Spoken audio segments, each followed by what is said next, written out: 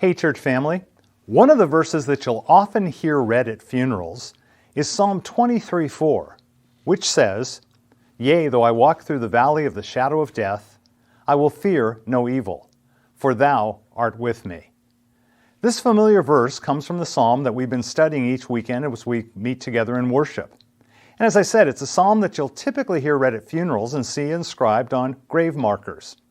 The thing is, the 23rd Psalm has much more to do with life than it does with death.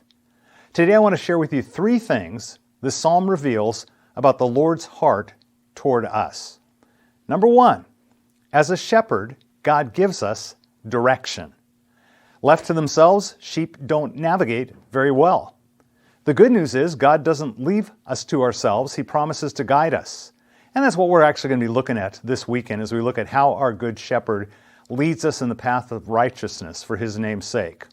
Or as the more modern translations put it, he guides me along right paths, bringing honor to his name. A second thing that our good shepherd gives us is protection.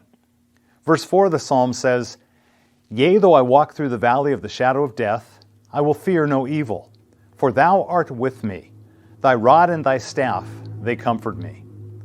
That promise is important because life is not always going to be green pastures and still waters.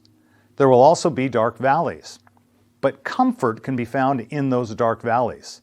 And the reason is that our good shepherd not only uses a staff for directing his sheep, but also a rod for protecting them. The third thing that our good shepherd gives us is provision. Verse 5 tells us that our good shepherd prepares a table before us in the presence of our enemies. He anoints our head with oil, and our cup runneth over. So remember, even if the valley you're going through right now is dark and you can't see where you're going, the shepherd can. He knows what you need. He's going to provide what you need. Remember one more thing. David wrote about walking through the valley, not living in it forever. May that bring us encouragement if in the valley is where we're finding ourselves right now. Amen.